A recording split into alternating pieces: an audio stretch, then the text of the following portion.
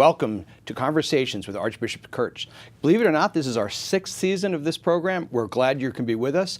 And as always, if you ever have comments or questions, you can see our email address up on the screen and feel free to contact us. Archbishop, new year, new season. Boy, Brian, 6 years, it's hard to believe, and neither of us is aging. Not one little bit. Not a little bit. I love it. Listen, it's been quite a past few months. We haven't had a new show for several months, and a lot's going on. And right now, there's a lot of strife and pain and even violence in the world. There sure is, Brian. And it's good that we're beginning this new season talking about the need for prayer as we look at suffering in the world. Hasn't Pope Francis been quite an apostle, telling the world about not only the violence? I mean, how often he will say, you cannot solve violence by more violence. You need to solve violence by looking at ways of peace. And just think, you have the Middle East, you have the terrible situation in Iraq, and even the religious persecutions and people who are being uprooted in Syria, of course, in Gaza, right, in parts of Africa.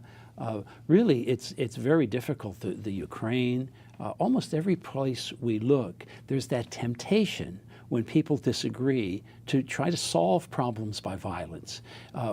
Pope Francis is really giving us the right lead on what we should be doing. It is so moving that almost daily, it's like he watches the news or reads the paper, and that day he calls us to pray about that. Yeah. And that direct contact with the faithful and others around the world is just very moving. Yeah. You know, especially his daily homilies. I hope people who are viewing have that opportunity to read or to hear about his daily homilies. They really are, and you're right, they're very current, aren't they? Yeah. Closer to home, we've even had the difficulty on the border between the U.S. and Mexico, and we've had a whole response thanks to the USCCB and Catholic Relief Services, CRS, all these things that help us learn about that. We have, and you know, Brian, in all of these issues we've talked about, we don't want to minimize the need for just laws. We don't want to minimize the need for great acts of diplomacy.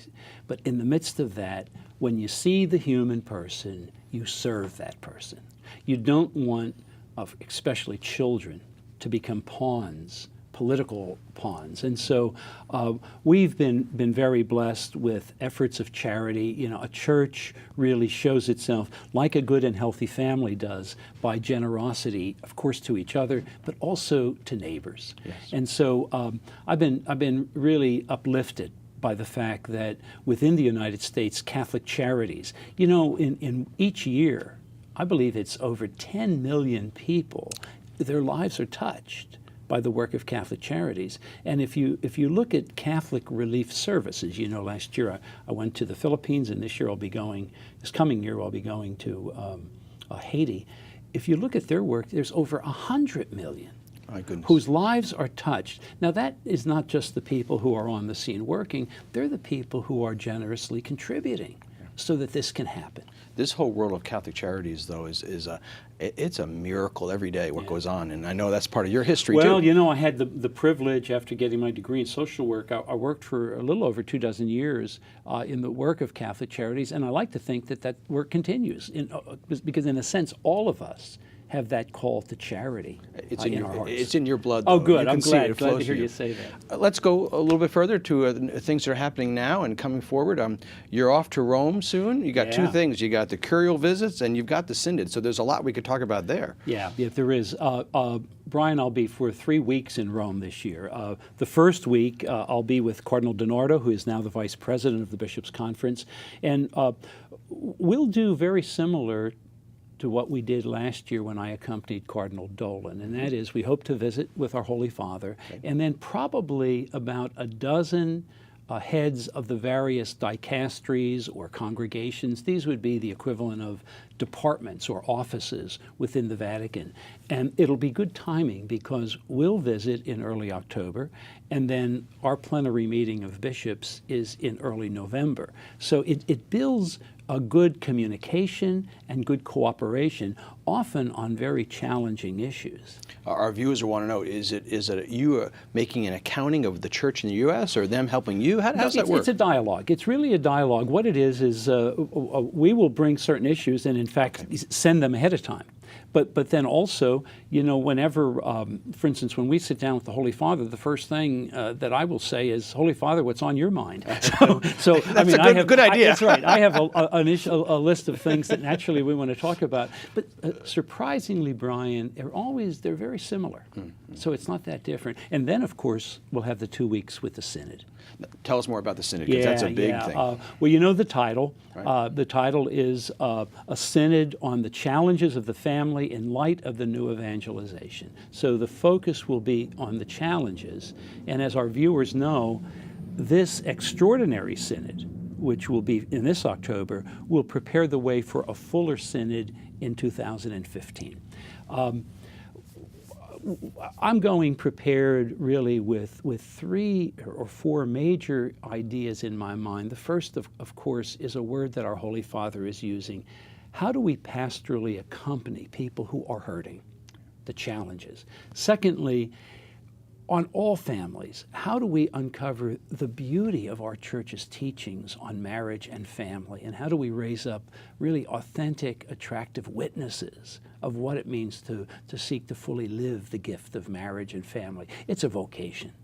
And then thirdly, we'll talk about what is really the uniqueness of what it means to be a husband, what it means to be a wife, what it means to be a father, and what it means to be a mother. And then the fourth is talk about the great gift of children, that they're not possessions. Children are great gifts. And this is an age in which we need to promote that gift of children and our willingness to not only teach the faith, but care for them in the fullest sense so they become good citizens of heaven and earth.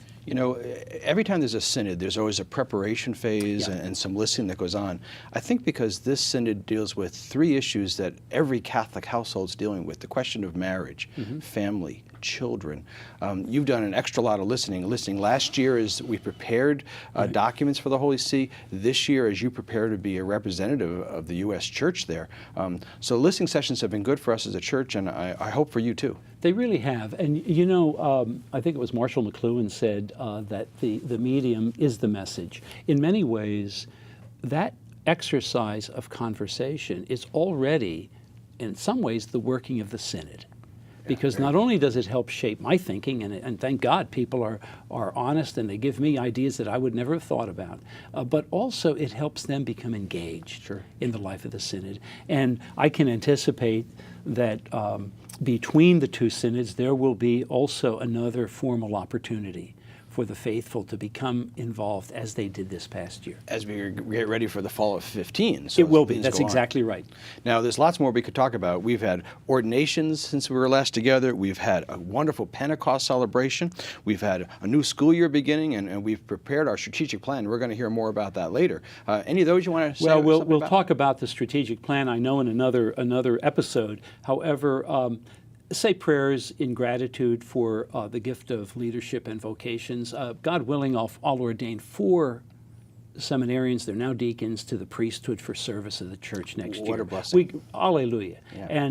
And secondly, our efforts with deacons, with women and men religious, calling them to formation, and with the lay apostolate. I mean, I think people need to remember, so we can't say it too often, every baptized person has a great vocation. In other words, that God has a plan for them to uncover. You and I are part of helping them uncover that plan. There is so much, and there's a lot more we could talk about, but that's all we have time for in this particular segment.